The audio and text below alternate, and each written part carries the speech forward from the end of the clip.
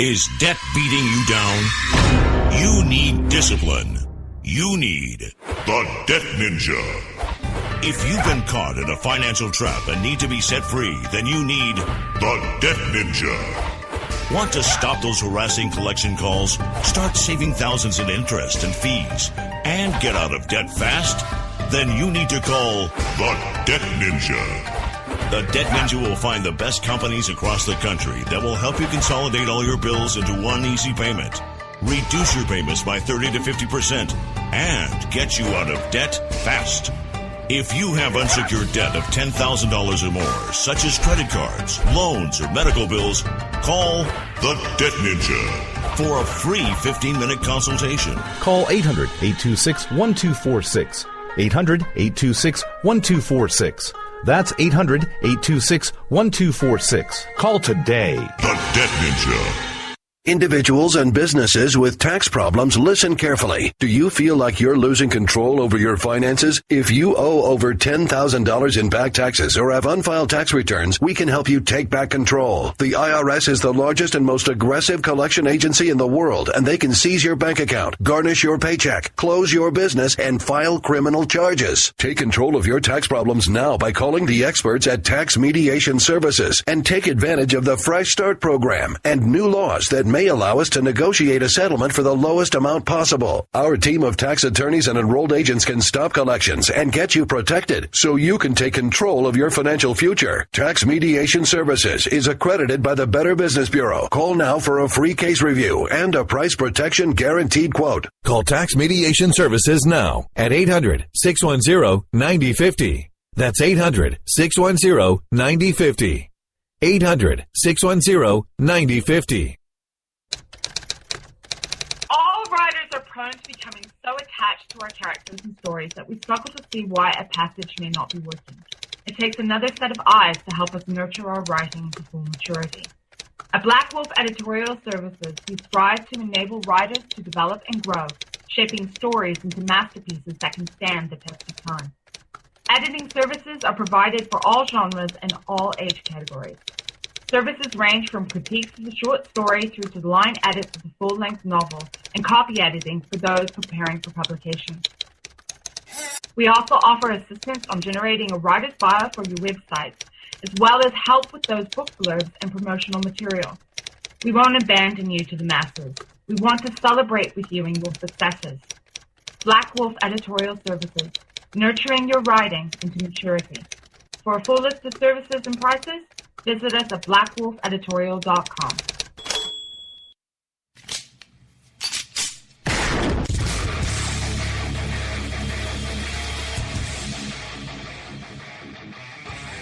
This is Slickery Trigger for Rebel Road Tactical. With proper care and feeding, your pistol will be ready when you need it. There to save your life. Shouldn't your gear be that good? Whether you need a holster for comfortable everyday carry or a tough-as-nails holster for your next training course, Rebel Road Tactical has what you need. Check us out on the web at rebelroadtactical.com.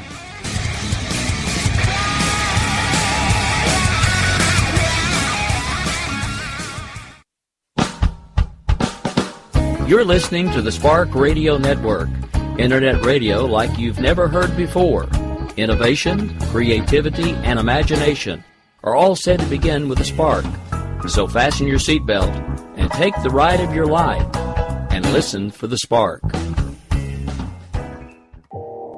You are listening to KLRN Radio, where liberty and reason still reign. My name is Jessie. I'm a United States Special Forces widow. This gives me a unique perspective on the world around us. If you're willing to listen, I'll tell you how I see it, and I won't pull any punches. This is my POV, which stands for Point of View.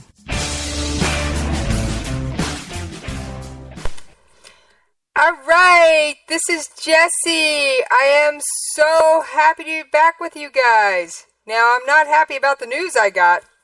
Oh boy. Nope. If Host Kitty was here, I'd have him hissing. Boy, oh boy. Yeah, he's on the other side of the studio. What can I say? He's off doing kitty things, driving me crazy. Alright. It appears, and I've mostly confirmed this, but I haven't gotten it from a perfect news source. I've gotten it from off news sources.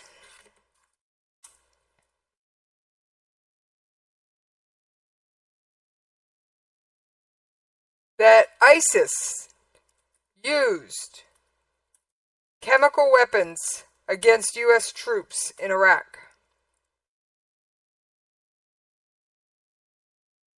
Yes, you heard me.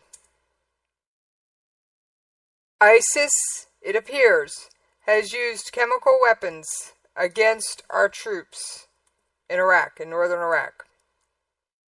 Alright.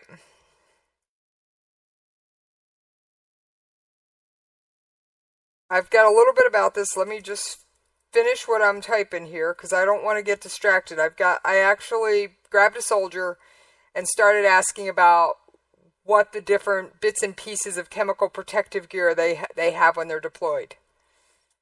So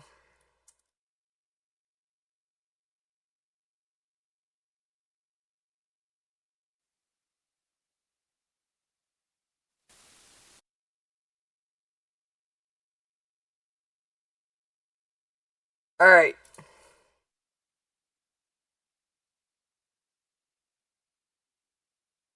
Now, we're going to start with the audio clip. Give me just a moment to get it pulled up. This is huge. Yeah, this is huge, folks. And I'm not trying to alarm anybody. I'm really not. But ISIS using chemical weapons against our troops? Yeah. That ain't cool.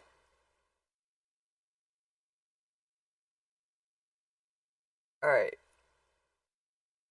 Give me just a moment. I've got so many ISIS segments here. Sometimes it's just hard to find the one I'm looking for. Alright, 1 second.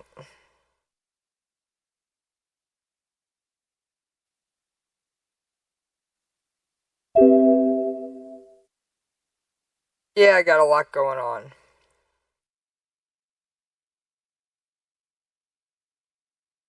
Alright, so it should be right in here. Alright, let me get it pulled up. And I apologize for not being a little more organized.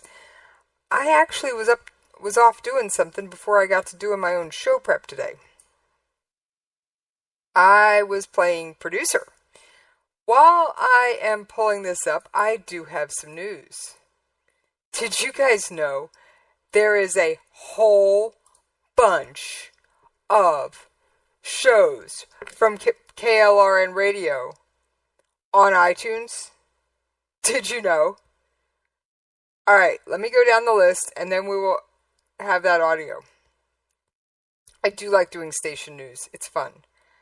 Alright, which end of the list do I start with? Alright, the Conservative Curmudgeon radio show that aired just before me, my show. Then there's a general KLRN radio stream. Catches everything we do. Liberty Unfiltered, Robinson and Wright.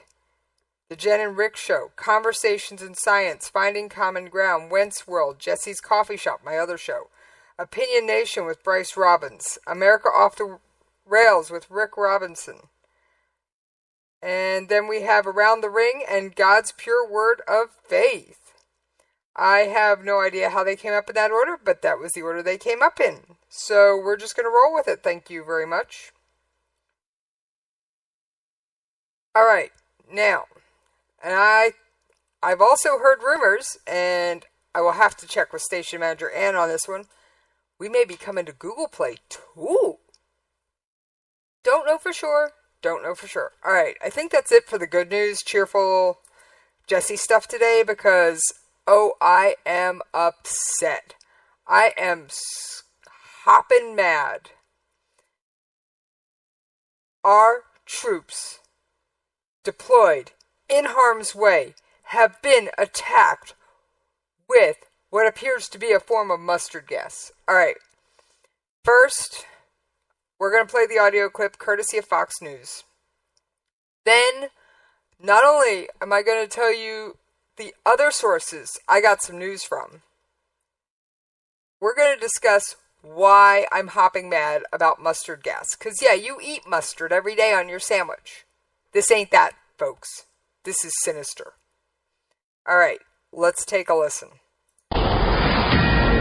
This is a Fox News Alert. Welcome to Washington. I'm Brett Baer. Breaking right now, U.S. forces at a base in northern Iraq have come under ISIS rocket attack, and U.S. officials tell Fox News traces of a, quote, mustard agent are believed to be present.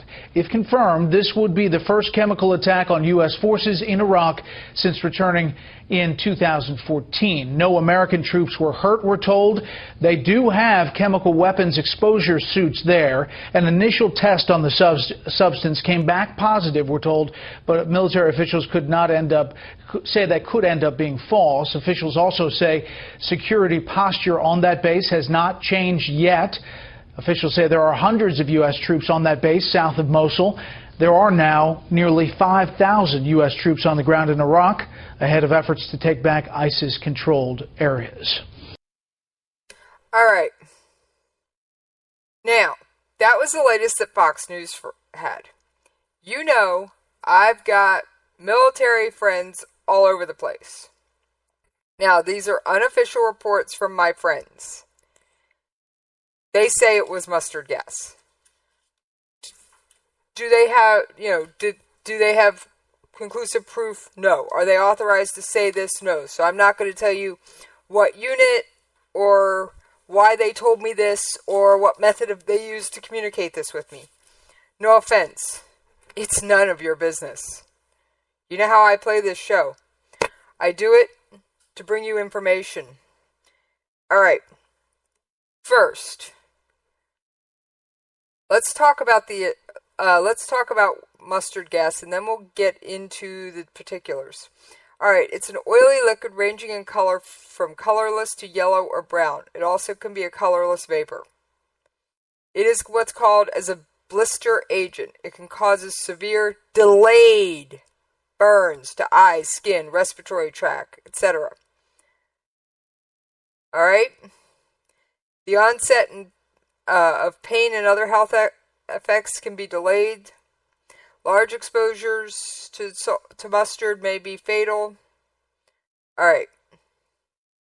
It can be in the air, the water, the food, the outdoor, indoor air. Take your pick. Agricultural. All right. Now, first, what I'm going to say up front, I have been told, and I am going to announce this one fact. Everybody in the affected area was sent to a decontamination shower as soon as it was safe to do so. Alright? So, the U.S. military did not take any chances on this one. Thank you. They sometimes play the end against the middle.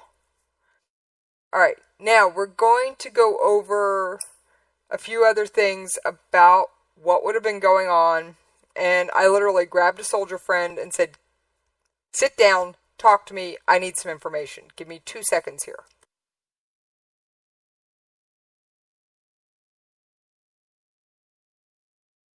Alright. With the onset of the attack, and this is generalities, because A, I wouldn't want to give away specifics, and B, no, I'm not going to ask anybody that was there specifics. Alright? I'm not going to take that kind of time. I was lucky to find out about the decontamination showers and be able to bring that to you. Alright, so, obviously with an attack incoming or imminent or whatever's going on, our troops would have been sent to bunkers or other secure locations. Troops, when they are deployed, routinely carry their gas mask, for lack of a better term. There's a few different variations of names, types, masks, etc. Now, the procedure for putting it on is you take the mask, you unzip your carrier, yank it out, because you're supposed to literally wear it on your body at all times. So you smash it up against you pull the straps out, smash it up against your face, then you secure the straps, clear it, and once everything's secure and your mask is clear, you zip up your case, because you do want to try and keep your case as contaminant-free as possible, because eventually you are going to have to put that mask back inside that case. All right. The soldier I was talking with could not remember the time. He says he thinks it's around 11 seconds. And by the way, you're doing all this while you're holding your breath. Now, they also have the protective gear that was mentioned in that news clip. It's called, MOP status, which is mission-oriented protective posture, meaning what level of protective clothing are you wearing? I don't know what all the levels are, so don't ask me. I didn't take time to make the soldier try and remember all that. I was more interested in what was going on. Now, the actual suit they put on is called J's List, and that stands for Joint Services Lightweight Integrated Suit Technology. You see why they use abbreviations. Whew. All right, what does this suit consist of? These are the basics. All right, I'm talking the basics. Trousers, overcoat, gloves, and boots. You put the gloves on over whatever you're wearing. You put the boots on over your regular combat boots. Basically, all this goes over what you're wearing. So picture this. It's 100 degrees out, sun is beating down, and suddenly you have to take away any chance of any air reaching your body by encasing yourself in a rubberized type suit. It adds, based on what I've learned from the heat category readings, it adds between 5 and 10 degrees, depending on your work level. All right? And those masks, they are not exactly designed for comfort. They are designed for functionality. I have actually tried my spouse's mask on more than one occasion. Obviously, his mask is a different size than I would wear. I did it just out of amusement to see what it was like. I have not been to the gas chamber with my husband, and thanks, even if invited, I think that's something I will pass on. All right. So, I've got some articles on this. Let me just find them because there were quite a few. And I was literally scrambling to get some of them printed right before I came on air. So I also rearranged my desk today, which in some ways helped, and in some ways, oh good grief.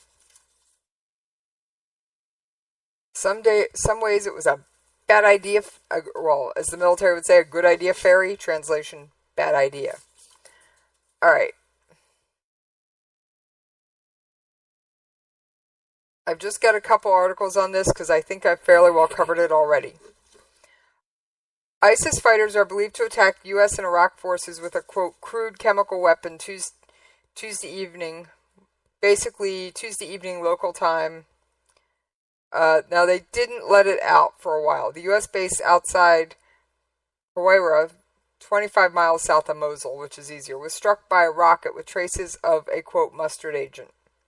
Now, as we discussed, mustard is a blister agent. We're going to go into the side effects in a minute. A Pentagon official told reporters tar-like black oily substance was found on a shell which landed within the base hundreds of yards from U.S. forces. An initial test for the agent was positive, but could be false. Alright, no one was injured. There were no signs of exposure. Alright? Alright. Soldiers who were near the shell received full decontamination treatment. Alright. The officials said the base is attacked fairly often with conventional weapons. Fattusi's assault is believed to be the first chemical attack on U.S. forces in Iraq since they returned to the country in 2014. Nearly 5,000 U.S. troops are currently on the ground in Iraq, and hundreds of those forces are located at the base. They're not going to give you exact numbers, so don't ask me for them. If I had them, I still wouldn't give them to you. The ordnance and residue from the shell are being sent to Fort Detrick, Maryland for processing to confirm the presence of a chemical agent. Alright, so this wasn't mustard gas, this was mustard agent. Slightly different, but... Alright. It is oily.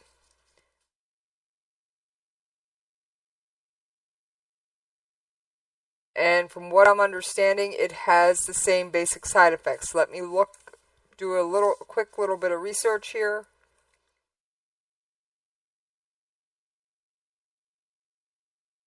Give me just a moment. I'm actually on the CDC. Alright, this is called sulfur mustard. It's just referred to as mustard by the CDC. They group it all as one. Alright.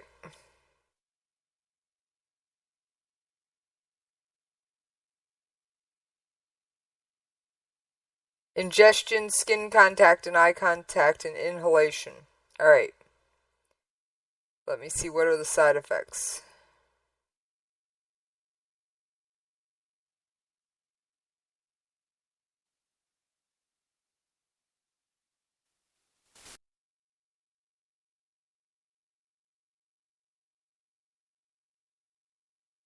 I'd read some of them.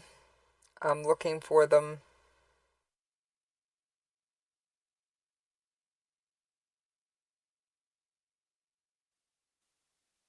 Let me find them again. Give me just a moment.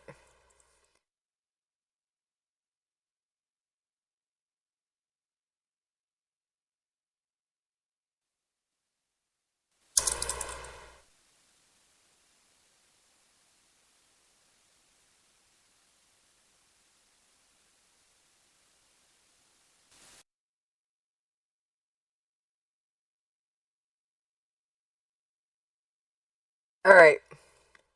This is from a different site. It is called a blistering agent for a reason.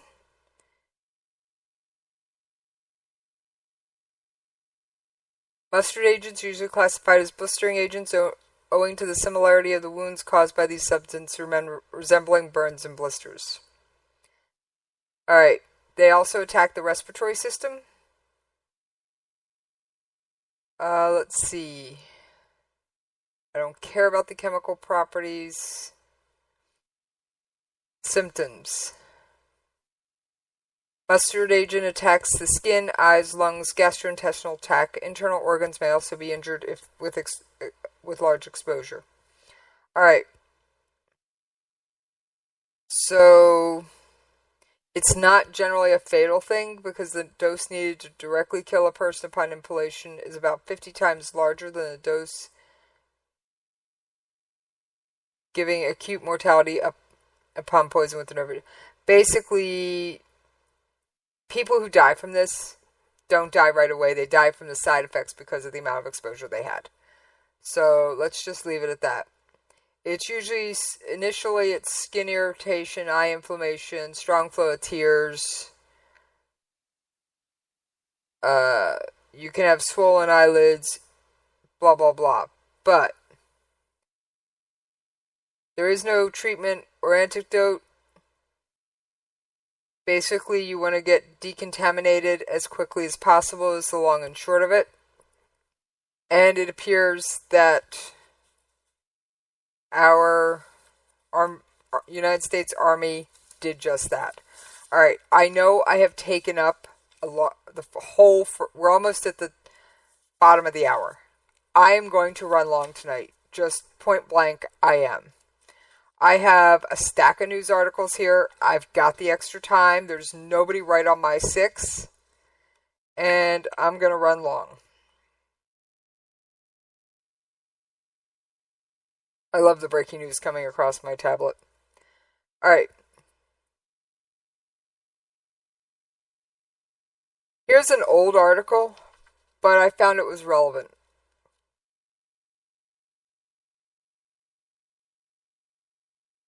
The United States kept secret its chemical weapons finds in Iraq. Now, this article is from 2014.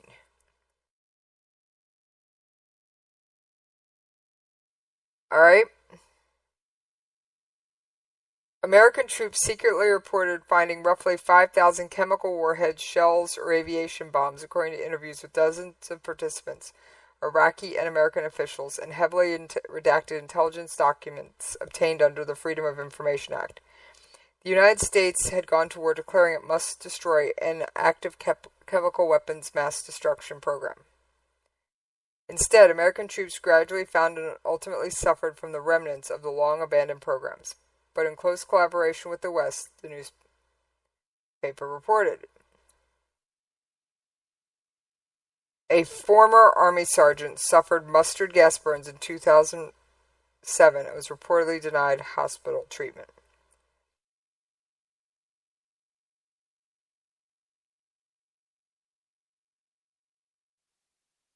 Alright, and these situations were handled on a case-by-case basis. And Kirby estimated that approximately 20 service members were exposed to material from chemical munitions from around the mid-2000s till 2010 or 2011. That's not that long ago, folks.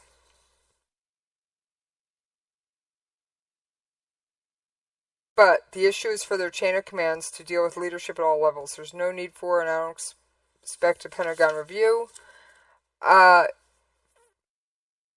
In 5 of the 6 cases, troops who were wounded. Chemical munitions appeared to have been designed in the United States, manufactured in Europe, and filled in chemical agent production lines built in Iraq. The weapons were old, made before 1991, and therefore did not back up U.S. intelligence at the time that suggested Iraq had an active weapons of mass destruction program. In case after case, participants said analysis of these warheads and shells reaffirmed intelligence failures. First, the American government did not find what it was looking for, blah, blah, blah. Alright. But there were chemical weapons, albeit old ones, but chemical weapons retain their destructive ability for ages. Alright, we are at the bottom of the hour, so I'm going to take a commercial break, and when we come back, we're going to discuss some stuff that was omitted from the Chelsea bombing complaint. So, alright, let's take that commercial break. You can lay down if you wanna. You can run away if you wanna. You can pretend that this is totally okay if you wanna. You can play dead if you wanna. Forget what they say if you wanna.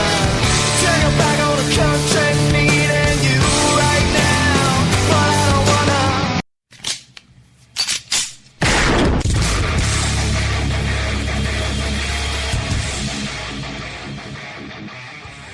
This is Slickery Trigger for Rebel Road Tactical. With proper care and feeding, your pistol will be ready when you need it.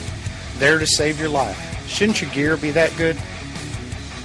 Whether you need a holster for comfortable everyday carry or a tough-as-nails holster for your next training course, Rebel Road Tactical has what you need.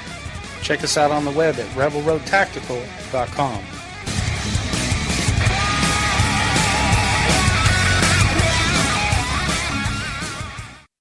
Tired of paying outrageous prices for Viagra? Well, we have great news for you. Now you can finally get Viagra at huge discounts. Healthy Man allows you to save up to $500 on Viagra. Why pay U.S. pharmacy prices of $15 per pill or more when you can get Viagra for less than $3 a pill? Call today and get 40 Viagra pills for only $99. This can cost as much as $600 at your local pharmacy. You can't afford not to call us. If you want Viagra at the lowest prices, never pay $15 $3 a pill pharmacy prices again. Get Viagra for less than $3 a pill. Call 1-800-516-7602 today and save up to $500 and get 40 pills for just $99. Healthy Man is fast, easy, and affordable. Operators are waiting at 1-800-516-7602 to take your call right now. Call 1-800-516-7602. That's 1-800-516-7602. Again, 1-800-516-7602. All writers are prone to becoming so attached to our characters and stories that we struggle to see why a passage may not be working. It takes another set of eyes to help us nurture our writing into full maturity. At Black Wolf Editorial Services, we strive to enable writers to develop and grow, shaping stories into masterpieces that can stand the test of time. Editing services are provided for all genres and all age categories. Services range from critiques of the short story through to the line edits of the full-length novel and copy editing for those preparing for publication. We also offer assistance on generating a writer's bio for your website, as well as help with those book blurbs and promotional material. We won't abandon you to the masses. We want to celebrate with you in your successes. Black Wolf Editorial Services, nurturing your writing into maturity. For a full list of services and prices, visit us at blackwolfeditorial.com. If you want to work until you keel over, have less of everything in retirement, or give back more of your hard-earned money to the stock market again, then just ignore me. But if you'd like to protect the money you save, receive a steady, predictable retirement income, and enjoy financial security for as long as you live, then listen to this. You can download a free report that reveals the wealth-building secrets Wall Street and the banks don't want you to know. You'll learn how you can get guaranteed growth, safety, and real prosperity without risking your money in the Wall Street casino, and how to get the money you need when you need it, simply by asking for it. This is the best way to have a 100% secure retirement and know your money will last as long as you do. To learn more about this method and to get your free report, go to 29security.com. That's the number 29security.com. 29security.com. Go to 29security.com. Down if you wanna, you can run away if you wanna. You can pretend that this is totally okay if you wanna. You can play dead if you wanna. Forget what they say if you wanna. Turn your back on the country needing you right now, but I don't wanna. Alright, like I said, I'm probably running long tonight, so if I am still going strong at the top of the hour, we are going to roll into another commercial break. If I'm just wrapping up, we'll do an abbreviated version and move on. All right. I got this article off the Long War Journal. It's thelongwarjournal.org. References to Islamic State omitted from Chelsea bombing complaint. Earlier today, Mike Levin of ABC News tweeted the image of blood showing a blood-soaked page from Ahmad Khan Rahami's notebook. The U.S. government has accused Rahami of detonating a bomb in the Chelsea neighborhood of Manhattan, blah, blah, blah. The page above contains the same passages referenced in the Justice Department's complaint against Rahami. Now, I will tell you, first of all, the page is blood-spattered, and it is a little hard to read, but I have it pulled up in a couple of places, so hopefully I can talk you through it. Alright? Alright. I'm going to do my best here. Thankfully, it is written in English. The journal contains both clear references to both Sheikh Anwar and brother Adani. The former is Anwar al-Awlaki, an AQAP ideologue, which is Al-Qaeda in the Arabian Peninsula, who was killed in an American drone strike in 2001. The latter is Abu Muhammad al-Adani, or Dini, who served as Islamic State's top spokesman and oversaw the group's anti-Western plotting until he met his demise in an airstrike in August. The complaint specifically mentions Al-Awlaki, but does not name Adani. Alright? Alright.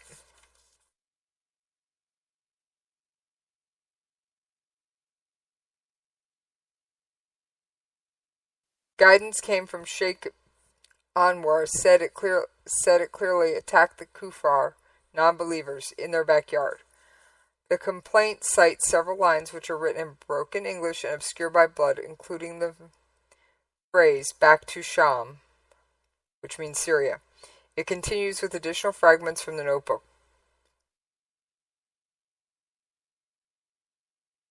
Alright. But there are parts that are hard to read, because literally there was a bullet that pierced this thing, and there's blood on it. Alright? You try and read a document written in someone else's handwriting that's been shot and had blood all over it. Let's start there. And the Long War Journal does have pictures of 9 pages. So if you want to see it, by all means. Alright. Adani told jihadists they should not make light of throwing a stone at a crusader in his land, nor they should underestimate any deed, as its consequences are great for the Mujahideen and its effect is noxious to disbelievers. It appears at least some of the terrorists who have struck inside Europe in recent months were complying with Adani's order. Media underneath Adani's name in Rahami's notebook is the word Dawla, which is another reference to the Islamic State. It's not clear why the obvious mentions of Adani and Islamic State were not included in the complaint, which did include citations to Rahami's notes on other jihadi figures such as Anwar al-Awlaki and Osama bin Laden. In June, the FBI released a partial transcript of one of Omar Mateen's 9/11 calls. Mateen was the person who killed 49 people during a mass shooting at an LGBTQ nightclub in Orlando, Florida, and pledged allegiance to Abu Bakr al-Baghdadi during those calls.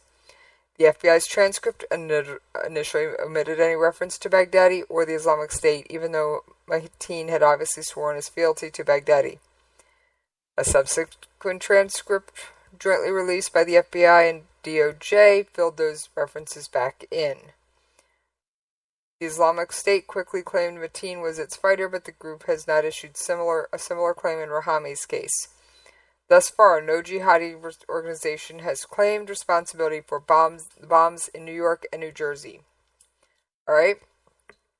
Now, I'm going to read you just a couple of quick bits and pieces, and then we're going to move on. Alright.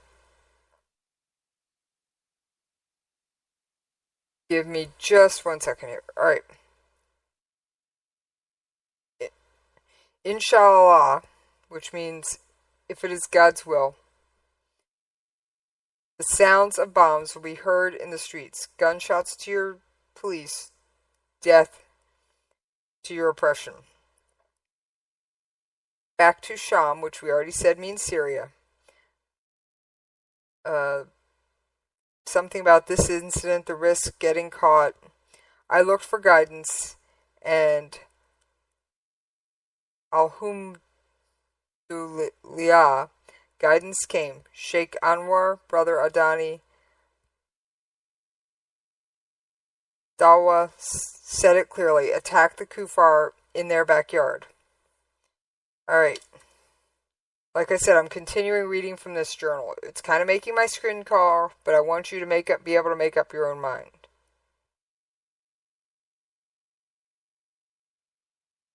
Brother Osama bin Laden offered something truce. I can't read it. It's literally cut off in the photo. Alright? So, clearly this guy was enamored with many of these huge figures. Do not take jihad away from, I beg, for... Inshallah, okay. Basically, he's saying he doesn't want to lose his chance at jihad.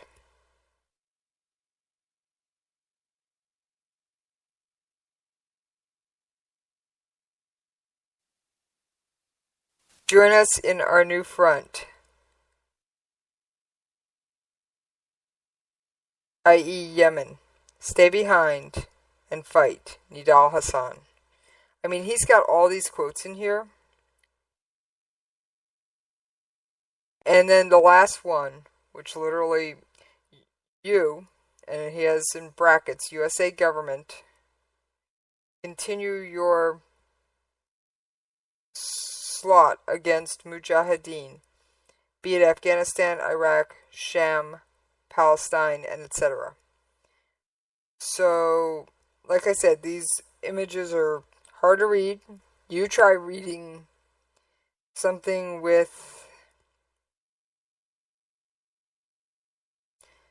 that's been shot and has blood flowing all over it. I mean, come on.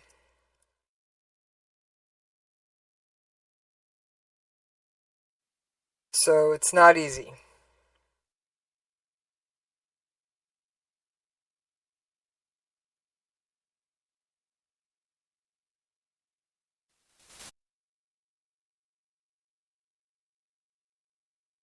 Alright, now, guess what? That's not the only thing I've got going on.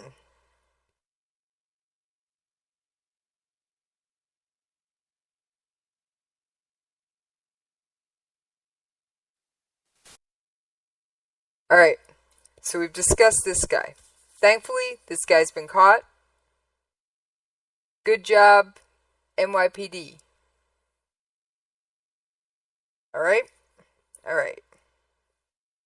And all the New York, New Jersey Metro Area Police. Yes, you just heard me crack open a can. No, it's not a can of beer. Too early for that. It happens to be an energy drink, and I'm not going to give the brand name because, well, that's my opinion, my business, not yours.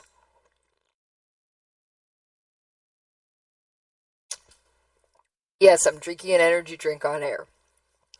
Get over it. Just get on over it. Alright. I found this interesting. Obama is at the UN General Assembly for the final time in his 8-year term. And this is probably his final meeting with Benjamin Netanyahu. Alright. Now, Obama is flirting with trying to push for Middle East peace. I gotta say something here. Alright? Alright. Too little. Too late. Enough said. Now, Obama did endorse Israel's record 10-year, $38 billion military aid contract. But you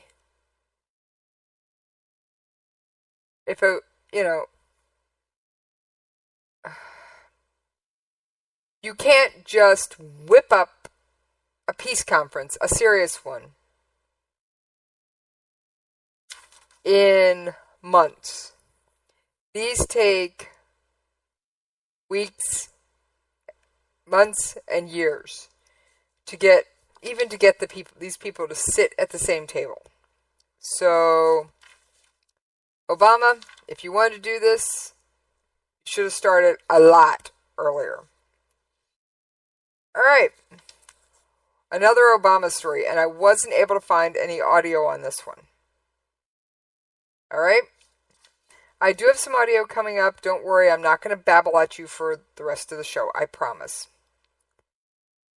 Trust me, I've got some interesting Iran audio, too. It's the English translation of parts of Khamenei's speech at the General Assembly. The Obama administration is considering a plan to provide direct military aid to Syrian Kurdish fighters to launch an offensive to retake ISIS's capital, Raqqa. This is a sign, along with the ongoing campaign to retake Mosul in Iraq, that the administration plans to make the destruction of ISIS a priority in its final months. after the recent collapse of the Syrian ceasefire made a more comprehensive settlement of the Syrian conflict all but impossible. This may be the best Obama can hope for. All right. In plain English, Obama is considering sending arms directly to the Kurdish people. Now, all right, we've tried sending them through Baghdad. Baghdad doesn't pass them on. Turkey goes, you can't give those guys weapons. We don't like them. All right?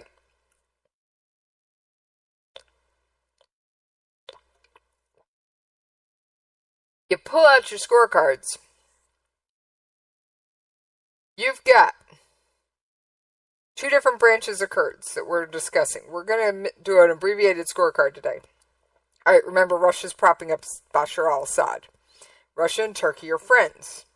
Turkey doesn't like the Kurds because the Kurds want their own country, and that would eat up a large chunk of Turkey's land. All right? That's the situation in a nutshell. Well, we are using one of Turkey's air bases to bomb ISIS. All right? Is that the simplified version? Keeping up with me here?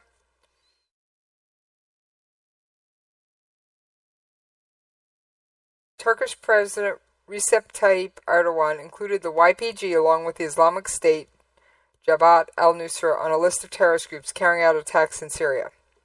Turkish ground forces and Turkish-backed rebels launched a ground offensive into Syria, aimed both at the Islamic State and preventing the Kurds from gaining any more territory along the Turkish border. All right. So, as far as Turkey's concerned, the Kurds are just as bad as ISIS. Now, I will say, in Turkey's defense, and I don't like defending these clowns, but I'm going to, the PKK, all right, there's two different Kurdish groups, the PKK and the YPG. We like the YPG. They fight right alongside our Special Forces advisors in many cases, all right? Straight up. They fight with us. They're often the man to the left and the man to the right. Or, excuse me, the YPG is the one we like. The PKK are the ones they don't like. The PKK are the ones that are in downtown Turkey setting off car bombs, attacking Turkish police. The YPG are the ones that we support, we fight, and the ones we're probably looking at arming. Now, the YPG and the PKK are allies. So if we arm Group A, are those weapons going to filter through to Group B? Probably. All right? All right. Now, what are they looking at giving them? They're not talking major heavy weapons. However, the Syrian Kurds have undoubtedly been one of the most effective forces fighting ISIS, but with Turkey's recent offensive, Syrian Kurds are understandably worried that the U.S. will abandon them once they're no longer useful, just as it did multiple times during the Iraq's Kurds' fight against Saddam Hussein. According to the Times, the plan under discussion includes small arms and ammunition, but not the heavy artillery and anti-tank weapons that the YPG would like. Alright. Somehow the Kurds have probably gotten a hold of a few of these, but, hey, there's been a lot of abandoned U.S. military equipment running around the region.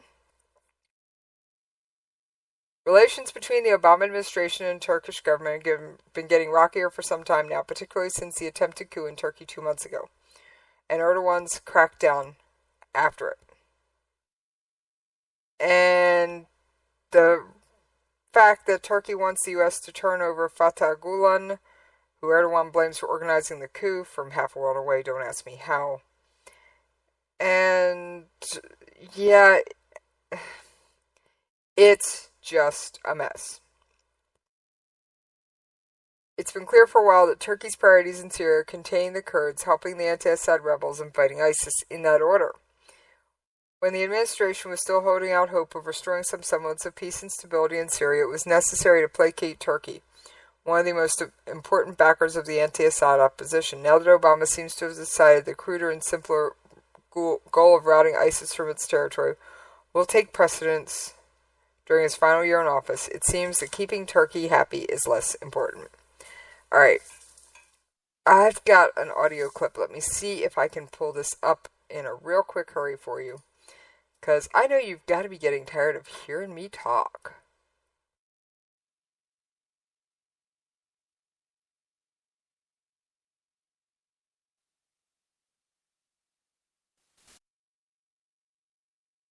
Alright. Now, the Kurds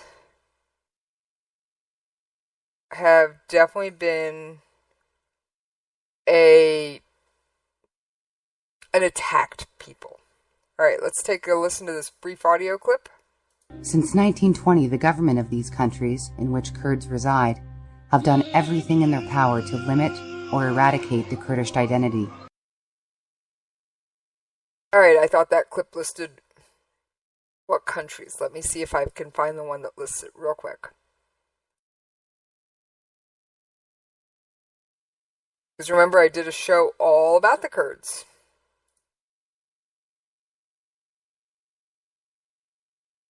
If you're a regular listener to my show, you already know all this.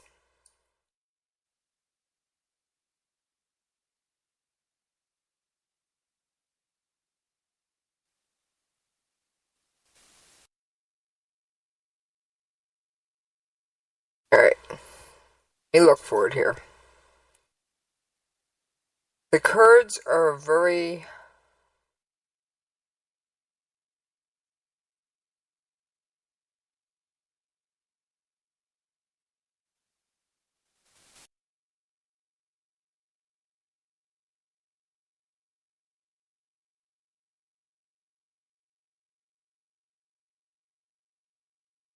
The Kurds have been attacked time and time again. Alright, I've got 2 clips. I'm going to pull them up. I'm not sure if they still say what I'm looking for. But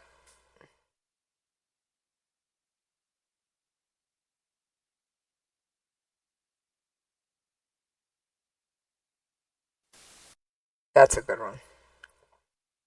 Alright. Here's another brief audio clip about the Kurds. During the creation of the 1920 Treaty of Sevres, convened after the First World War, when the Ottoman Empire was being carved up, the Kurds promised an independent homeland. Alright, so these people were at one point promised a homeland. Alright? Now, you notice there is no Kurdistan on the map, is there? Nope.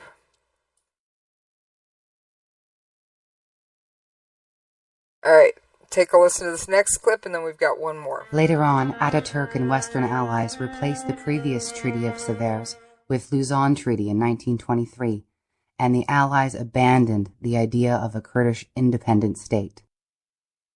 Alright, Ataturk was the founder of modern-day Turkey, alright? Let's get that straight. One more clip about the Kurds and then we will move on. The world's 30 million Kurds, equivalent to the population of Canada, make up the largest ethnic group in existence without a recognized state of their own. You heard that right. We are discussing a population of 30 million people who don't have a country to call their own. Alright? Alright. Now, there has been a lot of talk about refugees. I mean, Grouchy did a whole hour on it. Now, I've got just a little clip on it. But the short thing is, you know what? We're almost at the top of the hour. Rather than get involved in a whole new thing, I hope Obama, we're just going to finish up with the Kurds, and then we are going to take another commercial break, because I'm not even halfway through the stack of stuff I want to talk about. I may run a full 2 hours tonight. Yeah, you're getting a Wednesday slowdown instead of a Saturday slowdown. 2 choices, deal or deal. Right, host kitty? Alright. We are going to take a commercial break in just a couple seconds here, and then when I come back, we are going to move on from whether Obama should launch an attack against the Kurds. Alright? Or arm the Kurds directly. In my mind, yes, he should. I mean, I'm sorry, nobody else is willing to pass on the weapons to them because, for whatever reason, they aren't trusted. Now, I'm not saying to trust them all. I'm just saying it's got to start somewhere. All right. Let's take another commercial break because we are almost at the top of the hour. Yes, we're going to take the break a little bit early because I could sit here and ramble, but I'd rather use your time effectively, get the commercial break knocked out, and come back with the fresh audio prepped, pulled up, ready to roll because I've got more stuff from the UN. Have you heard the words North Korea or Iran yet tonight? All right. Is my show over until I've covered those two? Come on. Have we ever, very rarely do we have a show without the words North Korea and Iran passing my lips. You think this was going to be the exception? No way, I got a whole extra hour to play with. All right. Let's take that commercial break and I will see you on the other side.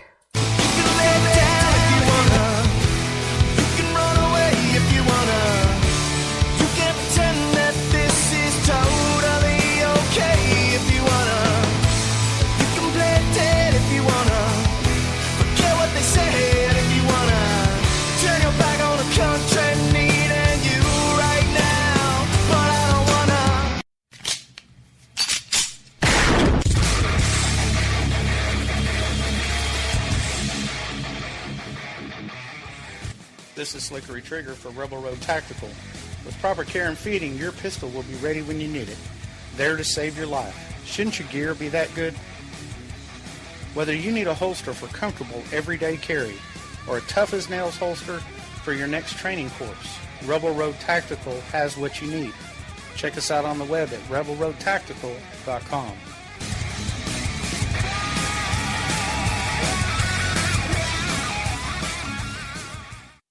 Tired of paying outrageous prices for Viagra? Well, we have great news for you. Now you can finally get Viagra at huge discounts. Healthy Man allows you to save up to $500 on Viagra. Why pay U.S. pharmacy prices of $15 per pill or more when you can get Viagra for less than $3 a pill? Call today and get 40 Viagra pills for only $99. This can cost as much as $600 at your local pharmacy. You can't afford not to call us. If you want Viagra at the lowest prices, never pay $15 a pill pharmacy prices again. Get Viagra for less than $3 a pill. Call 1-800-516-7602 today and save up to $500 and get 40 pills for just $99. Healthy Man is fast, easy, and affordable. Operators are waiting at 1-800-516-7602 to take your call right now. Call 1-800-516-7602. That's 1-800-516-7602. Again, 1-800-516-7602.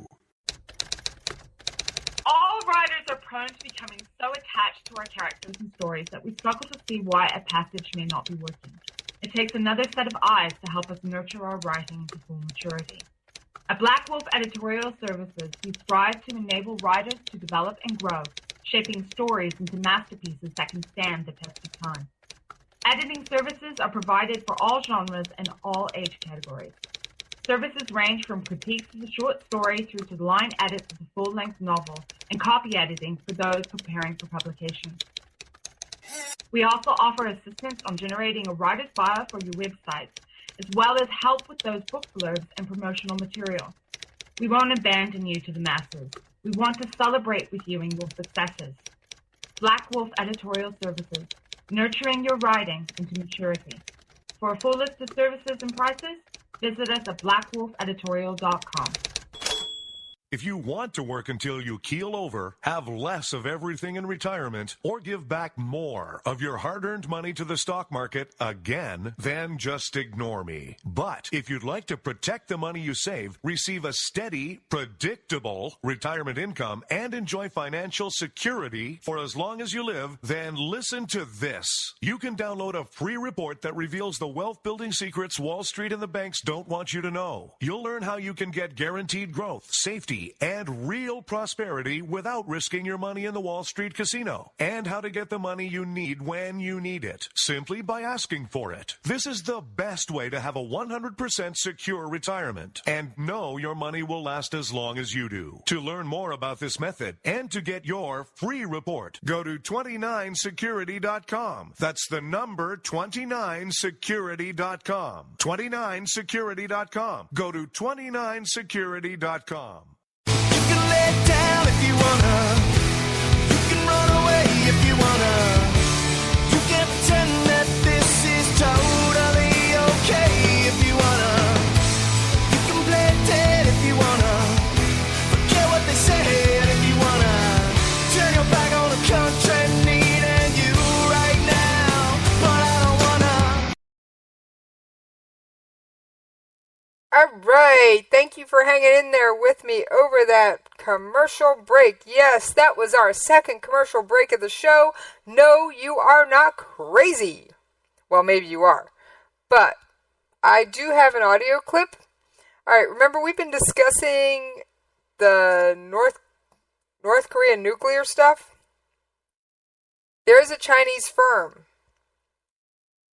that may have been helping North Korea.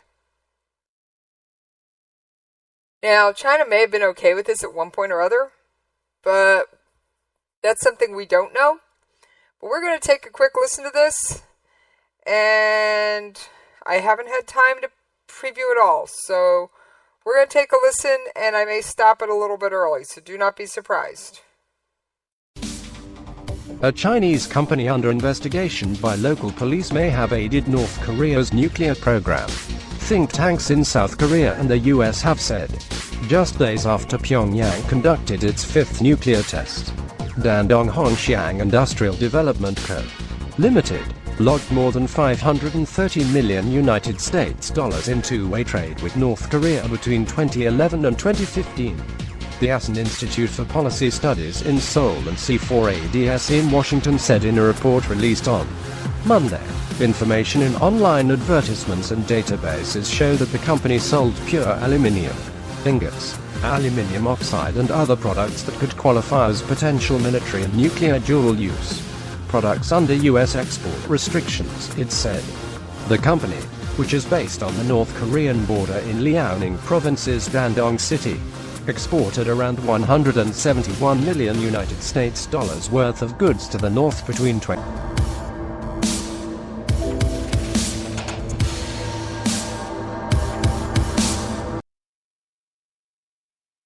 Alright, so as that rough audio clip showed, this company may have very well aided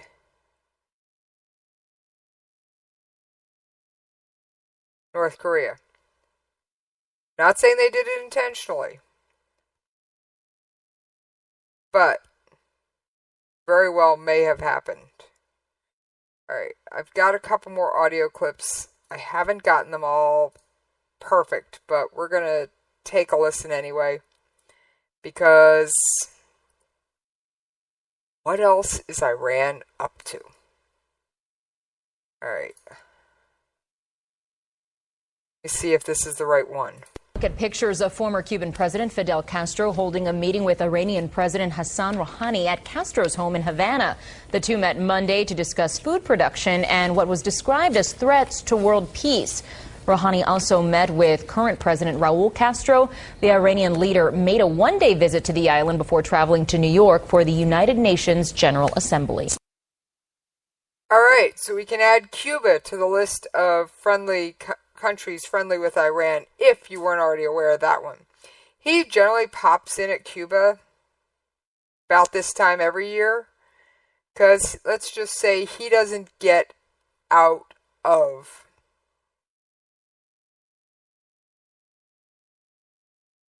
Iran very often.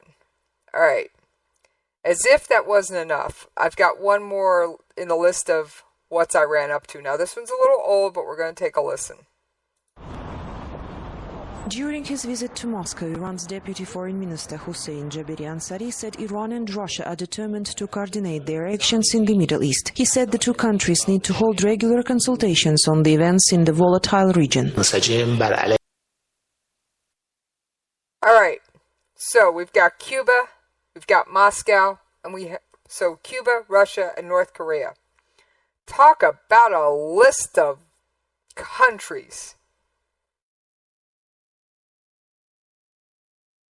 I don't like all those countries, by the way. And most of them are not on my most want to visit tourist list. Now, in defense, I have been to Russia on more than one occasion. Would I go back? Maybe. But, like I said, that's a maybe. That's not a yes, that's not a no. That's a maybe. Alright. We're going to hide that piece of audio because I've already played it. Now, I've got a couple clips I want to play. Now, this is the English translation of Rouhani's speech at the UN. The voice you are hearing is that of the translator, not Rouhani, Khamenei. I think I've bypassed all the greetings, blah, blah, blah. I also express my appreciation. Yeah, no, not quite. Thought I'd gotten past all that. Let's see. I am coming from a region of the world whose many parts are here's currently burning in the fire of extremism and radicalism. To the east and west of my country, extremists threaten our neighbors, resort to violence, and shed blood. They, of course, do not speak a single language. They are not of a single skin color and not of a single nationality. They have come to the Middle East from around the world. They do, however, have a single ideology, violence and extremism. They also have a single goal: the destruction of civilization, giving rise to Islamophobia, and creating a fertile ground for further intervention of foreign forces in our region. I deeply regret to say that terrorism has become globalized, from New York to Mosul, from Damascus to Baghdad, from the easternmost to the westernmost parts of the world, from Al-Qaeda to Daesh. The extremists of the world have found each other and have put out the call. Extremists of the world, unite. But are we united against the extremists? Extremism is not a regional issue that only the nations of our region have to grapple with. Extremism is a global issue. Certain states have helped in creating it and are now failing to withstand it. Currently, our peoples are paying the price. Today's anti-Westernism is the offspring of yesterday's colonialism. Today's anti-Westernism is a reaction to yesterday's racism. Certain intelligence agencies have put blades in the hands of madmen who now spare no one.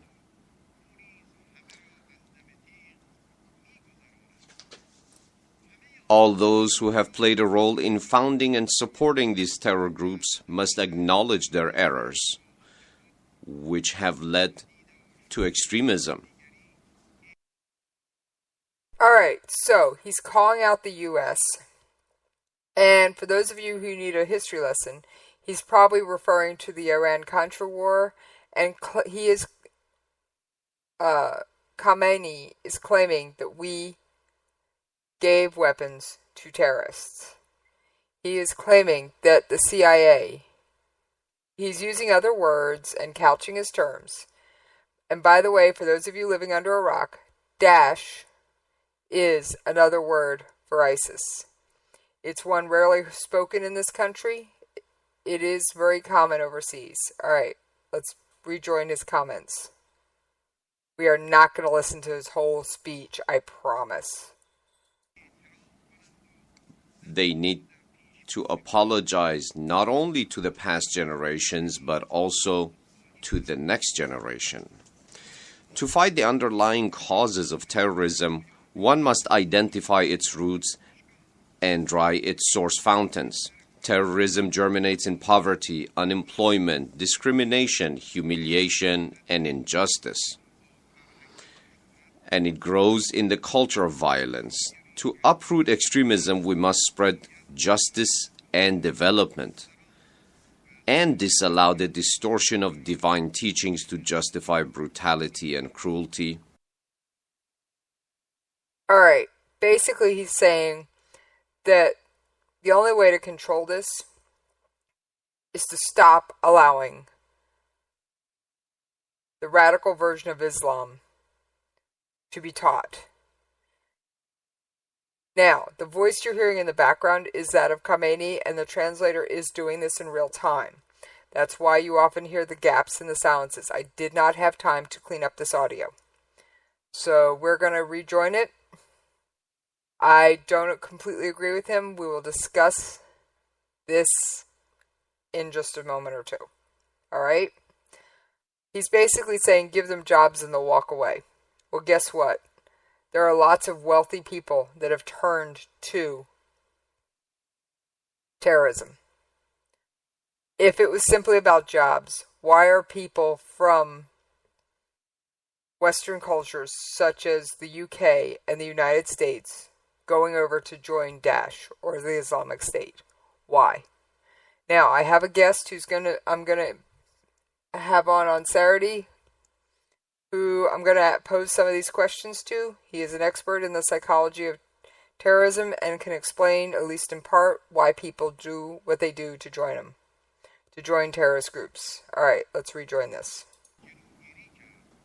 The pain is made greater when these terrorists spill blood in the name of religion and behead in the name of Islam.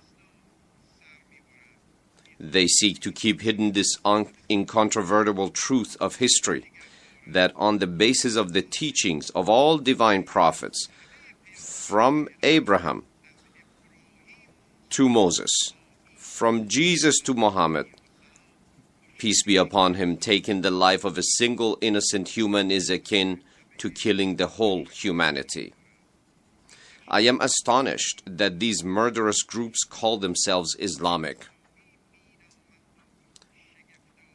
What is more astonishing is that the Western media, in line with them, repeats this false claim, which provokes the hatred of all Muslims. Muslim people who every day recall their God as merciful and compassionate, and have learned lessons of kindness and empathy from their Prophet's teachings, see this defamation as a part of an Islamophobic project. All right, he's basically saying that the Western media is helping propagate this, and that radical Islamic teaching should not continue. All right. I agree that not everyone who is all Muslims are terrorists. I agree on that point. But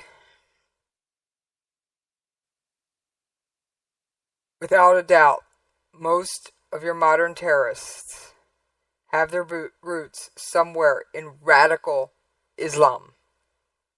Notice I made the distinction. I too have Muslim friends. And if you recall from previous shows, I'm Jewish. I have Muslim coworkers and friends I associate with on a regular basis. We laugh, we joke, we have a good time. My whole take on religion, as long as you're not trying to kill me for my religion, you can have any religion you want. Alright? Alright, that's it in a nutshell. But I just thought that this was interesting, that he was trying to say that, the West is encouraging Islamophobia. Please, I'm going to say this, and I'm going to back him on this one. Not all Muslims are terrorists. Please, if you have a Muslim neighbor, don't go attacking them. And don't go accusing them of something. But if you see something, please do say something. Alright? Alright. Now, we're going to get back. By the way, I've got a couple more I've got a news article from Iran that came out today. Let me find it in my stack of stuff. Yes, I have a stack of stuff. That's North Korea.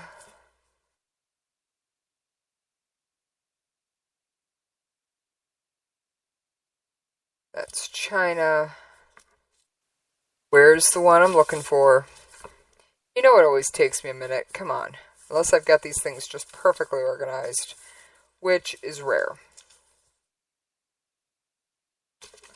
It's very rare, thank you very much.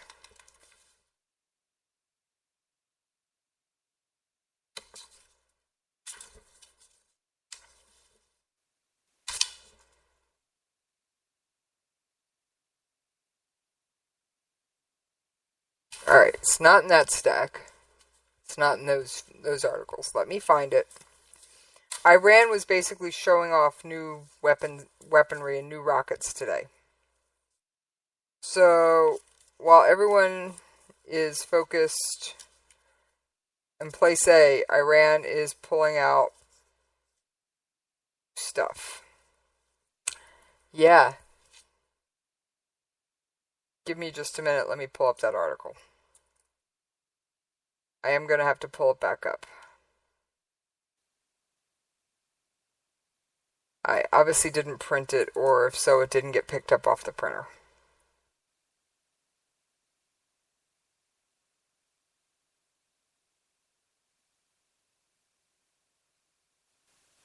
Alright, I'm going to kill the audio on this because all it is gibberish. There is no narrator transcript. But Iran marked the anniversary of its 1980 invasion by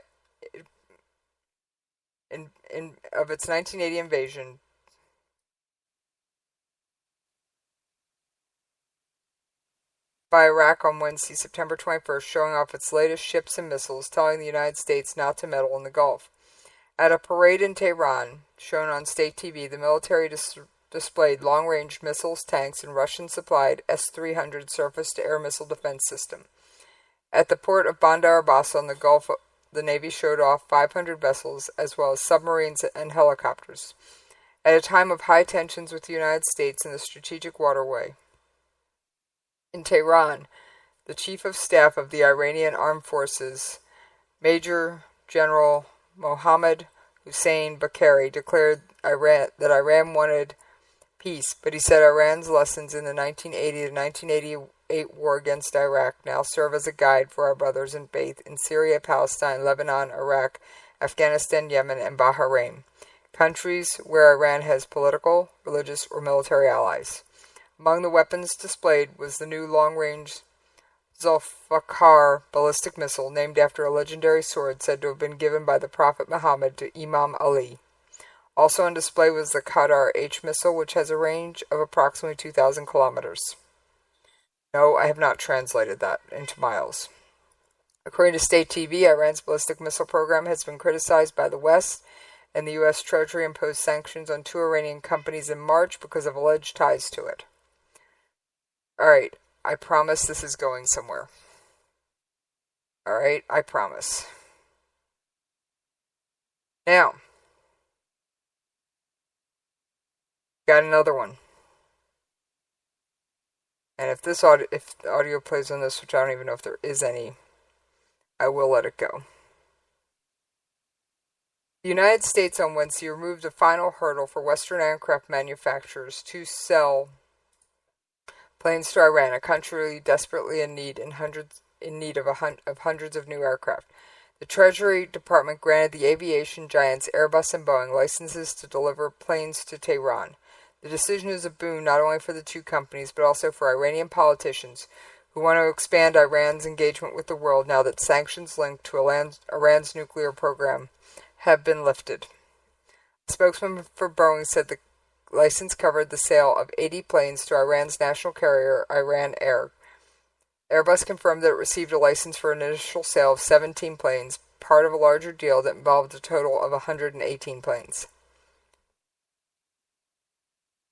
Alright, basically this allows the country to start rebuilding its aging fleet of Boeing and Airbus planes and other second-hand aircraft purchased clandestinely from other countries. Over the past 4 decades, hundreds of Iranians have died in crashes caused by malfunctioning or poorly maintained aircraft. From today, we will have safe planes, President Hassan Rouhani of Iran promised in January when the accord between the Iran and P5+1 became fully operational. Under that deal, Iran has given up parts of its nuclear program in exchange. Alright. As I've said before, that deal is farcical. Got a brief audio clip just to remind you how farcical it is. If you listen to no other episode this week, this is the one to listen to. Because I'm hitting all the key points and all the key players. Alright, let's take a listen to this audio. The U.S. and its allies allowed Iran to sidestep key restrictions on its nuclear program as they rush to meet deadlines for last year's deal, Reuters has learned, keeping President Obama's standout foreign accomplishment on track at a critical moment. Foreign policy reporter Jonathan Landay has the exclusive. I was able to review a report coming out this week that says Iran was given exemptions by the United States and its negotiating partners from certain restrictions in the Iran nuclear deal. In particular, one of these exemptions gave it a pass on the amount of low-enriched uranium it's allowed to have in its facilities. How much it actually has in the facilities is not apparent, which is why there is concern over this issue. The United States and its negotiating partners, known as the P5+1, secretly agreed to give Iran these exemptions so that Iran could meet the deadline for the beginning of the lifting of financial sanctions that were crushing its economy. Meeting the deadline to begin the lifting of sanctions was incredibly crucial to President Hassan Rouhani of Iran, who basically made his election platform the lifting of sanctions. So there appears to have been a political aspect to the granting of these secret waivers. And we took off the sanctions, and we made this horrible deal. With the Iran deal a hot issue on the campaign trail. All right, so here's the deal.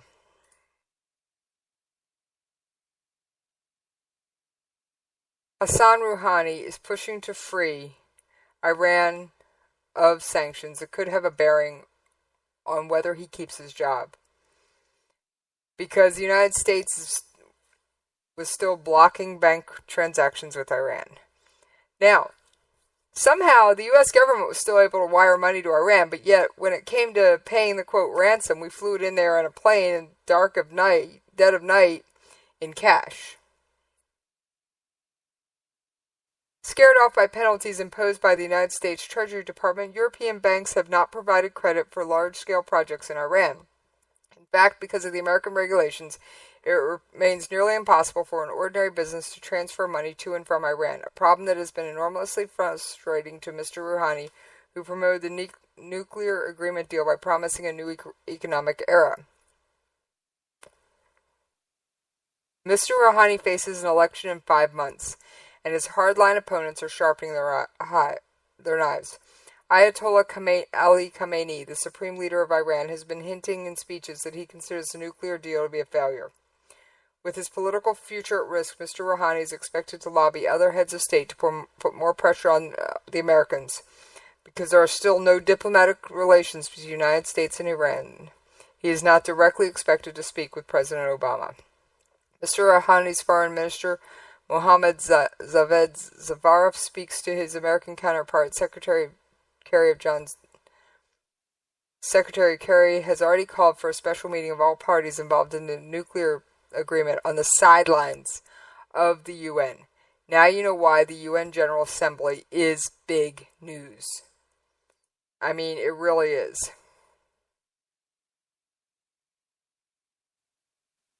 Alright? Alright.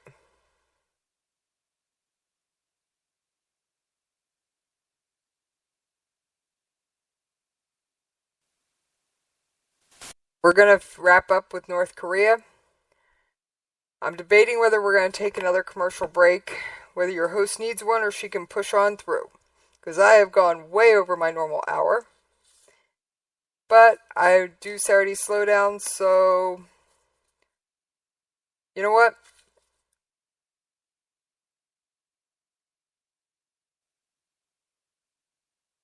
Alright, that doesn't even need to be in this stack. Yes, I'm sitting here going back through my articles. What I'd like to know is, where did the Islamic State get those chemical weapons? I'm going to say it had something to do with Syria, but I can't prove it. Alright? Alright.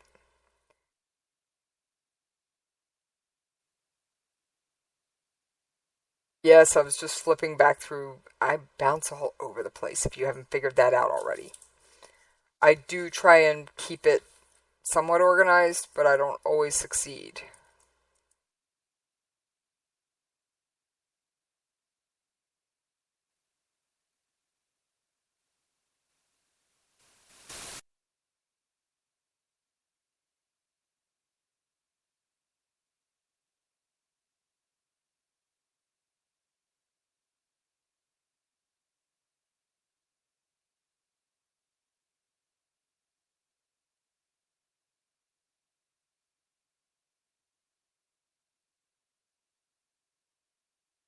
Alright, there is North Korean news. Let's see if there's audio on this. No, of course not.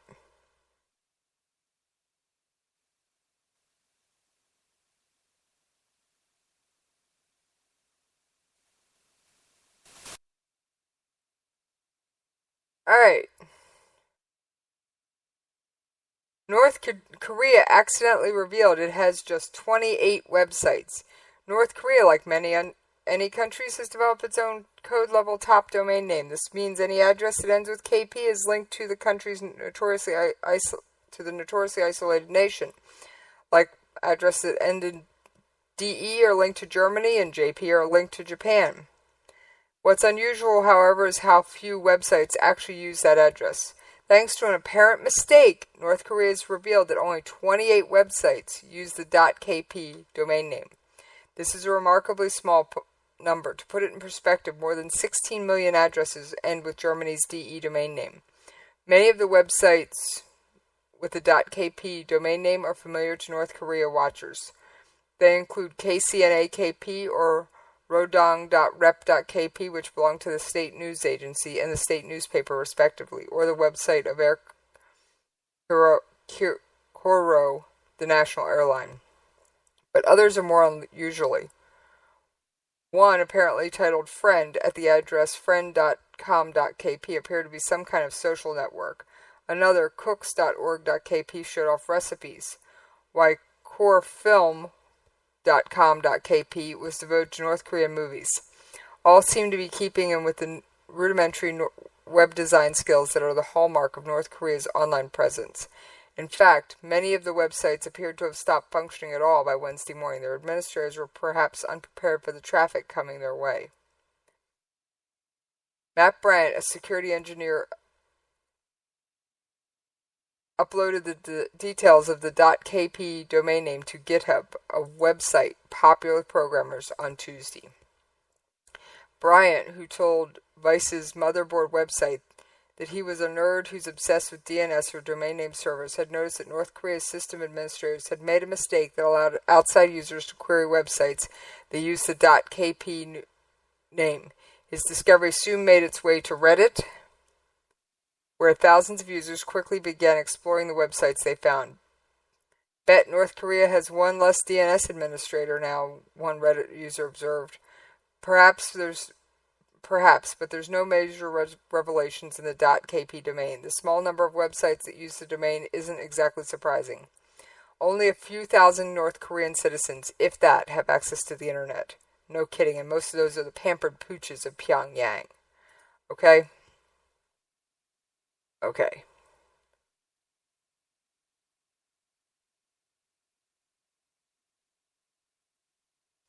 The vast majority of the country can only access a closed national internet known as the Kwangmong, a network of government-approved websites that are thought to number a few thousand. No part of that network was revealed in this leak.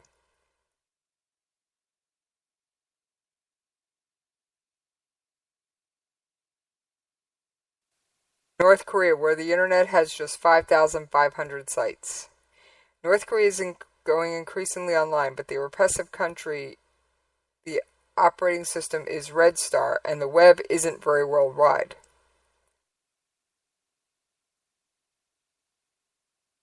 It's late in the afternoon at the E-Library in North Korea's Kim Il-sung University, where row after row of smartly dressed students sit quietly, their faces bathed in the display of computer displays as they surf the internet. On the surface, it's a familiar scene, which is why officials are offering it up for a look.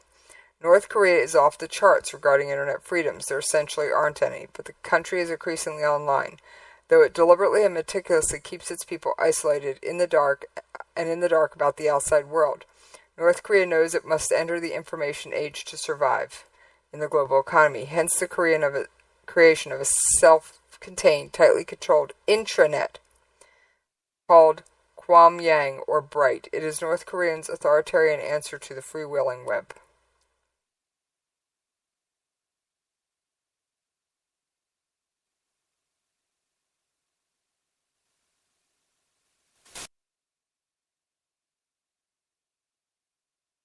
Alright. At Kim Il-sung University, the students are actually studying, not wasting time on Facebook, Reddit, or BuzzFeed. In fact, the sites they surf most likely aren't even on the internet, but on Bright. Chats and emails, they're monitored. Content restricted to the point that the use of Bright hardly even needs to be watched by officials. How about the operating system? It's Red Star, now available in version 3.0, which looks a lot like the Microsoft operating system, but it's only used in North Korea. Red Star has audio and video players, and even a game, Korean chess. There's a Firefox-style search engine called Our Country, which helps users navigate around an estimated 1,000 to 5,500 websites, mostly for universities, government offices, libraries, state-run corporations. Most North Koreans have no access to the internet at all. Copies of Red Star have found their way outside of the North and have been studied abroad, but North Korea is so secretive about Bright when it launched more than a decade ago that it's off limits even to the foreign technical advisors it brings in. It can only be accessed in the North and is meant exclusively for domestic use. I haven't had a time where I've been allowed to use the intranet, since the point is it's not open to foreigners, said Will Scott, a computer science instructor at Pyongyang University of Science and Technology. Though daily interactions with North Korean students, however, Scott is able to glean a general outline of Bright. The intranet provides a connection between industry, universities, and government. It seems to focus on information propagation rather than commerce, entertainment, or communication. Given the limited resources in the country where computers are not likely to be owned by individuals and are a valuable resource, this has a striking resemblance to the uses first made of the internet in the U.S. when it was introduced in the 1980s. Technologically, he said, North Korea's intranet is a minty internet with a combination of joint venture companies and vaguely government-affiliated labs that collectively maintain the core infrastructure that exists on the global web. Graduate students and North Korean professors at Pyongyang University of Science and Technology are allowed to access the internet, the real internet, from a dedicated computer lab, similar to the E-Library at Kim Il-sung University. They can receive the same speed and unfiltered access that foreign instructors do, although everyone's access is monitored. Scott said graduate students don't use the internet nearly as much as American ones, treating it the way Western students might visit a library to find books. Students' email must be reviewed and approved by one of the vice presidents of the university before they can be sent, which Scott said which means they rarely use email, according to Scott. There is some resistance to providing internet access to students because it requires some level of political capital and is generally discouraged by higher-up ministries as not worth the potential danger. I think you would find a surprising lack of technical surveillance on the intranet due to the high level of self-censorship built into the collective psyche in the country. because of the general population's lack of experience with the internet and the perception that it's dangerous, forbidden territory. There's no grassroots clamor in North Korea for a change. I use the internet often to look for English reference books, says Ri Young Haik, a 21-year-old math student. But actually the national internet has most of the books I need, so I don't need to use it so much. Alright, so we've discussed several things about North Korea and their technological advances, and I find it fascinating that North Korea has 28 websites. I mean, really, registered for the outside world. Alright, we are going to take that commercial break, and then we are going to wrap up a couple more things about North Korea. Alright? Alright. I do need a break.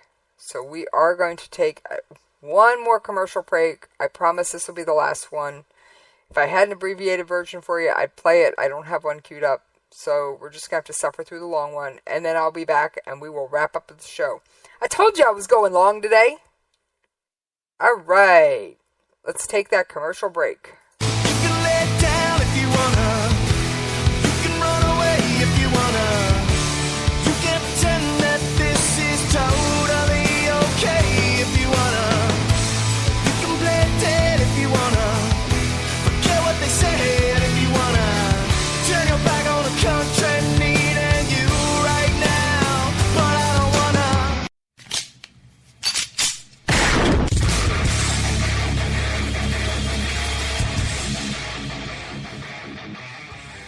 This is Slickery Trigger for Rebel Road Tactical. With proper care and feeding, your pistol will be ready when you need it. There to save your life. Shouldn't your gear be that good? Whether you need a holster for comfortable everyday carry or a tough-as-nails holster for your next training course, Rebel Road Tactical has what you need. Check us out on the web at rebelroadtactical.com.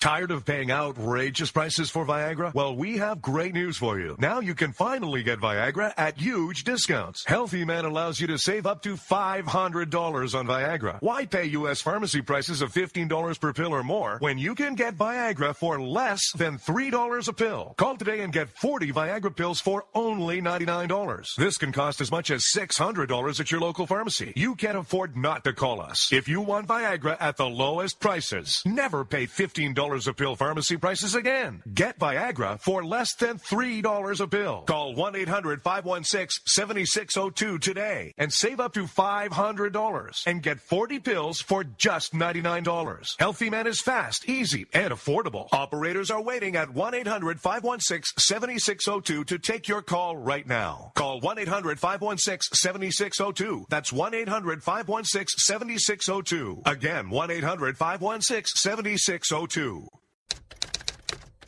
All writers are prone to becoming so attached to our characters and stories that we struggle to see why a passage may not be working.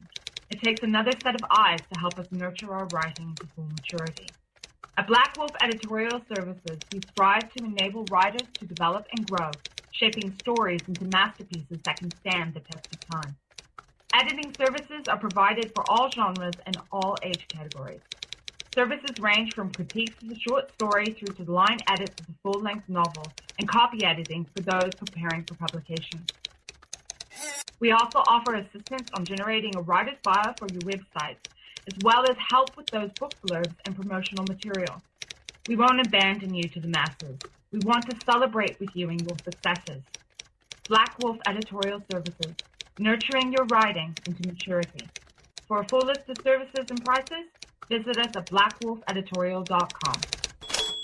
If you want to work until you keel over, have less of everything in retirement, or give back more of your hard-earned money to the stock market again, then just ignore me. But if you'd like to protect the money you save, receive a steady, predictable retirement income, and enjoy financial security for as long as you live, then listen to this.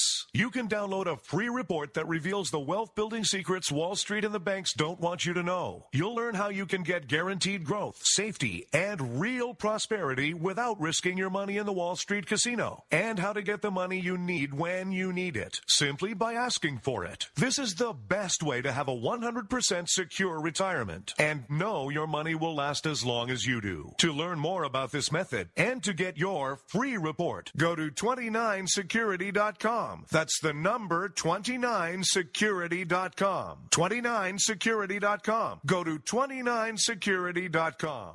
You can lay down if you wanna. You can run away if you wanna. You can pretend that this is totally okay if you wanna. You can play dead if you wanna. Forget what they said if you wanna. Turn your back on the country needing you right now, but I don't wanna. Alright, now that we've gotten across how badly isolated on the web North Korea is, we're going to get back to one of my favorite topics, the North Korea nuclear program. Alright, I've got some fresh audio for you. Let's take a listen. North Korea's nuclear test site is under the microscope again. According to military intel sources, the regime has covered its tunnels at the site. Connie Kim points out signs of Pyongyang prepping for a third nuclear test this year. North Korea may be ready for yet another nuclear test at an unused underground tunnel at its Punggye-ri test site. Multiple sources within the South Korean government said Wednesday that North Korea has put a cover over the entrance of its second and third underground tunnel. The covers were set up even before the regime's fifth nuclear test on September 9th. Military and intelligence authorities are said to be keeping a close eye on any further activity that could suggest an imminent test. This month's nuclear test was conducted at the second underground tunnel, but no nuclear test has ever been conducted at the third tunnel. The U.S.-based North Korea monitoring website 38 North had previously noted the cover at the second tunnel entrance was not removed after this month's test. But it has been revealed for the first time that the entrance to the third unused tunnel has been covered. In 2013, Pyongyang covered the entrance of a tunnel at its nuclear test site less than 2 weeks before conducting its third nuclear test to stop U.S. intelligence authorities from determining whether a detonation was imminent. With Pyongyang claiming this week that it successfully tested a rocket engine for a geostationary satellite, South Korean and U.S. military and intelligence authorities are strengthening their monitoring of North Korea. The North had boasted about its missile technology through an article in its official state-run newspaper a day after it has tested its rocket engine, indicating that the North is not willing to back away from its nuclear weapons development. If the North decides to conduct another nuclear test, it'll be the third one this year and the sixth overall. Connie Kim, Arirang News. Alright, so let's put these pieces together. The North claims they've got a warhead for a missile. And estimates are around the 50 to 20 kiloton range. That's a city killer, folks. How far they can launch it, we don't know. We do know they can hit all of South Korea and quite possibly more. Alright? Alright.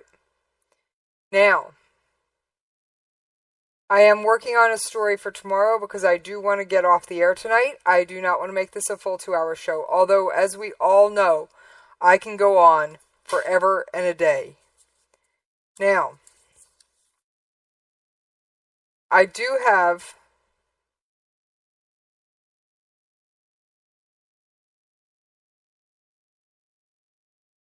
an article I want to read some bits and pieces of. What will the next U.S. president face as far as North Korea? Once upon a time, Bill Clinton thought he'd rid the world of worry about nuclear dreams from the cruel dictator of the Democratic People's Republic of Korea, aka North Korea. The agreement framework was signed in 1994. Pyongyang promised to shelve its pursuit of a nuclear weapon in return for energy assistance in the form of a light water nuclear reactor from the United States, Japan, and South Korea. The deal died during the administration of Clinton's successor, George W. Bush, when the U.S. confronted the North about its secret effort to enrich uranium in pursuit of the bomb. The program was covered by the framework for the North's pursuit of a plutonium-based weapon. Ever since then, the Pyongyang and the outside world have been trapped in this endless loop. North Korea is slowly increasing its small nuclear arsenal, conducts another nuclear test. An outraged world passes UN resolutions to increase sanctions on Pyongyang. And the sanctions are, of course, meant to inflict sufficient economic pain to bring Kim Jong-un, the current dictator, to heel. After the passage of some time, Kim tests another bomb, just as he did on September 9th. This is so routine you've probably forgotten the precise sequence of events has already occurred this year. January, the North tested a nuke, its fourth such test. And after 2 months of talks of the Security Council passed Resolution 2270. Still, skeptics warned in order for Resolution 2270 to curtail North Korea's persistent violations, all UN members need to enforce the sanctions. And that includes China, Pyongyang's lone ally. It's the only country in the world that can make or break North Korea. And it's, most importantly, its economy. Alright. Almost done, I promise.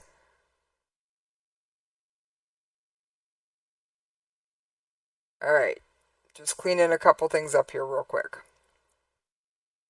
Alright, so there are only two questions that really matter here. Is Kim crazy enough to use one of the nukes in an attack on Japan, South Korea, or the United States?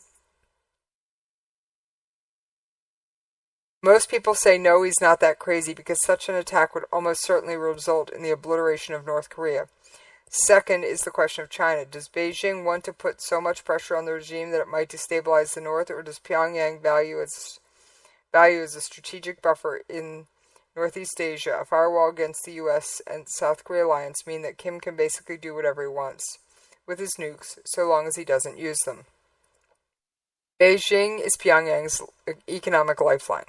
Roughly 70% of North Korea's trade is with Beijing, and its main supplier of energy and food. If Beijing wanted to cut off Pyongyang, even more lights in the north would go off. And if you've ever looked at a satellite image of North Korea at night, the only lights are in Pyongyang, and there's not many of those.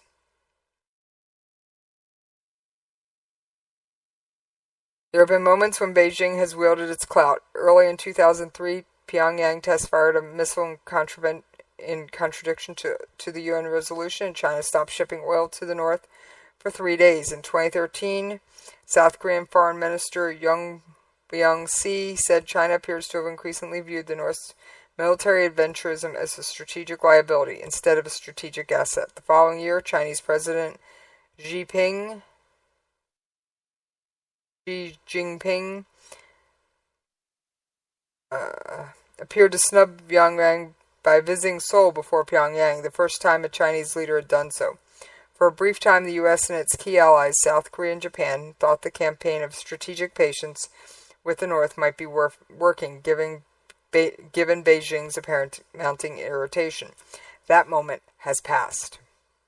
And now, just months after detonating its fourth, and now fifth, nuclear tests, withstanding the latest round of UN sanctions and alleged Chinese anger, the North has an even bigger bomb. The endless loop plays on. President Barack Obama left meetings in the Laotian capital of Venetia, stating the obvious, that he needed more help from Beijing to rein in Kim. But has anything changed that would alter China's strategic calculus? Beijing enforced some tougher sanctions after the March nuclear test, but none that would meet the bone-numbing standard in Seoul's words, necessary to get Kim's attention. Beijing knows the North's nuclear program is more shield than spear. It is a guarantor of Kim's dynasty survival. No one will preemptively attack the regime since it has nukes. China also believes Obama's pivot to Egypt is a plan to encircle China with U.S. allies, nervous about Beijing's growing military clout. Beijing was angered by Seoul's willingness to adopt the U.S. Terminal High-Altitude Defense System, which is also called THAAD. Though it will be deployed as a hedge against missiles from the North, Seoul's agreement with Washington to deploy was seen as a Beijing snub, since China has publicly warned South Korea against adopting THAAD. As long as Beijing does not believe the North would use the nukes against its lone ally, then Pyongyang's test of its 5th, 6th, 7th, or 8th nuke won't change the calculus. Beijing wants stability on the Korean Peninsula above all else. so the cycle is likely to continue. This leaves Washington with a problem.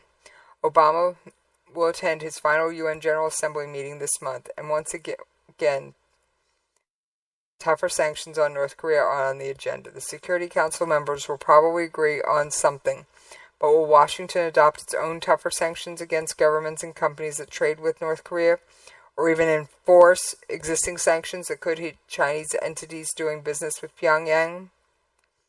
It's likely the Obama administration on its way out the door will not take such strong measures. Obama said recently he views climate change as the most consequential issue he's had to deal with.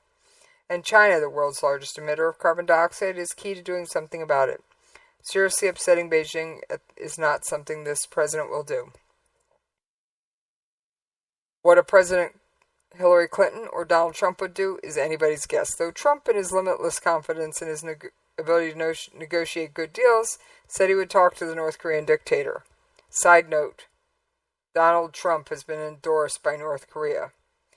Forget about it, Donald. The depressing bottom line is that putting off the issue while believing that Kim won't hurt anybody with his nukes remains the only option that doesn't risk a possible calamitous confrontation with the North and Beijing. Expect whoever is in the White House next to realize that.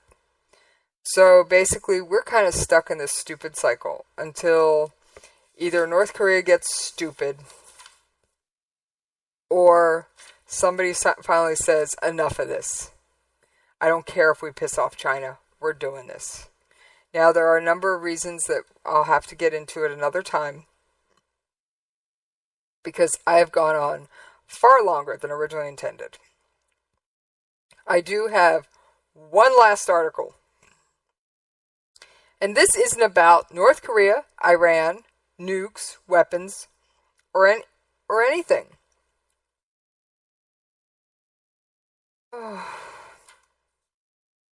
I'm just sighing at the news coming across my phone. There is a protest going on in Charlotte. Black Lives Matter type protest. And I'm not going to go into details, but there has been a shooting at the protest. Alright, last article. Let's make it quick and I'll get you on out of here.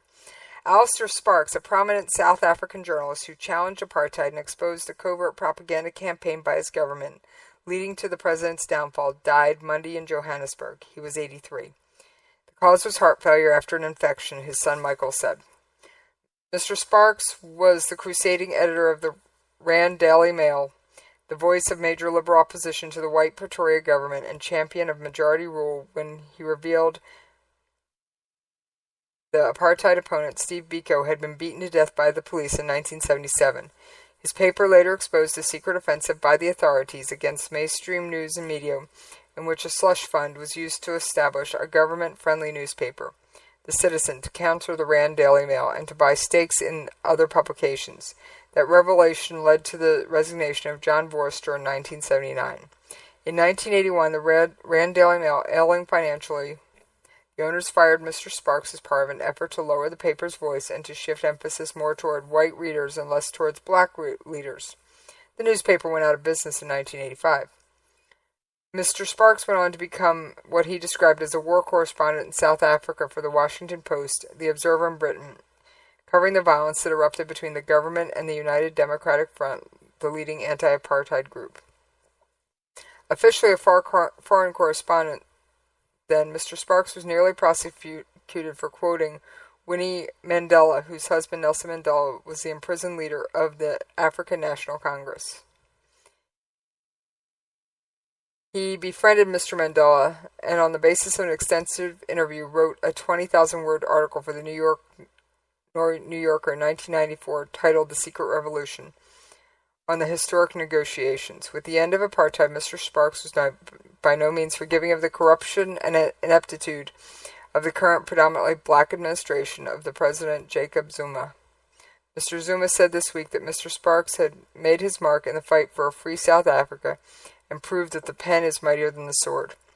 Mr. Sparks caused a storm late in life by describing foreign Prime Minister Hendrik Verwoerd, an architect of apartheid, as a clever leader.